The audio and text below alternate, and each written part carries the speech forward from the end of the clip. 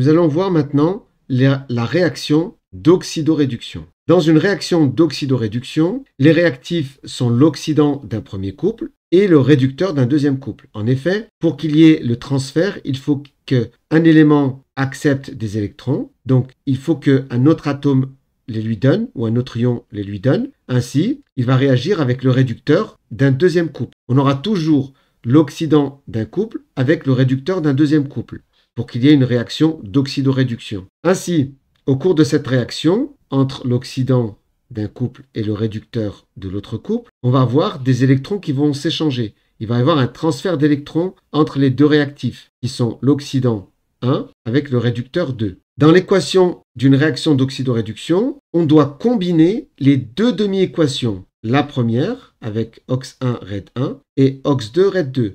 Et la deuxième. On doit combiner les deux de façon à ne faire apparaître aucun électron dans la réaction bilan. Regardons ça sur un exemple. La méthode pour écrire la réaction d'oxydoréduction qui se produit entre l'aluminium Al et l'ion cuivre 2 Cu2+, est la suivante. Étape numéro 1, les réactifs sont placés à gauche de la double flèche. Alors, initialement, on a l'aluminium qui va réagir avec Cu2+. Or, l'aluminium, si on regarde sa demi-équation, on va vous donner les couples oxydant-réducteur. Et là, en l'occurrence, on aurait donné Al3+, Al, et on aurait donné Cu2+, Cu. Vous auriez dit, on a initialement effectivement le réducteur de ce couple qui va réagir avec l'oxydant de ce couple. Ainsi, vous allez écrire la première demi-équation, c'est-à-dire Al donne Al3+. Comme lui, c'est l'oxydant, c'est là qu'on va retrouver les électrons. Il va y en avoir combien?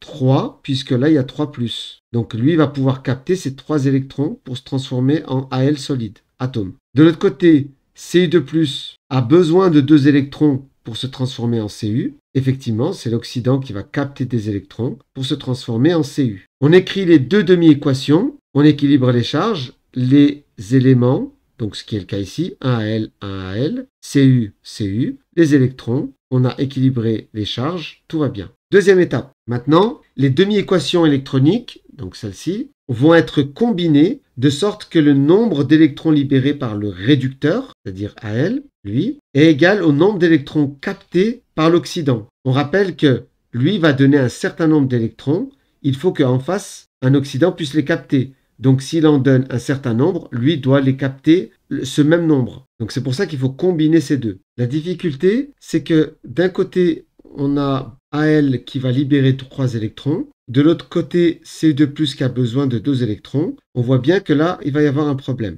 Alors, pour parer à ce problème, il faut voir les choses de la manière suivante. On va essayer de trouver un dénominateur commun entre 2 et 3. Il est facile de voir que le point commun, ça va être 6. On se dit que pour trouver 6 avec 2, on multiplie par 3. Et pour trouver 6 avec 3, il faut multiplier par 2. Ainsi, si on multiplie la première, celle-là, par 2 et celle-là par 3, on aura 2 fois 3, 6 électrons qui seront libérés ici. Et on aura 3 fois 2, 6 électrons qui vont être captés ici. Ainsi, on aura bien un équilibre. Faisons-le. On va multiplier tout ça par 2 et tout ça par 3. Ainsi, quand on va sommer, on aura 2 Al qui se retrouve ici, 3 Cu2+, qui se retrouve là. Côté réactif, on a 3 fois 2, 6 électrons. 3 fois 2 électrons qui nous font 6 électrons. De l'autre côté, côté produit, on a 2 fois Al3+, 3 fois Cu,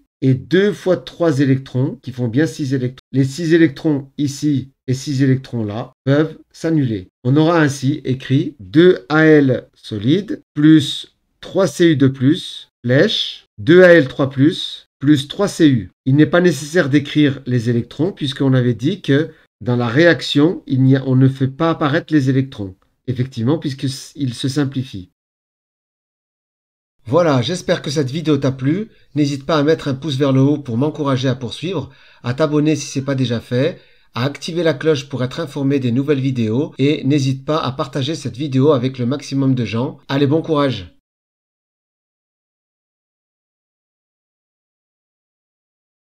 Voilà, ça c'est l'équation demandée.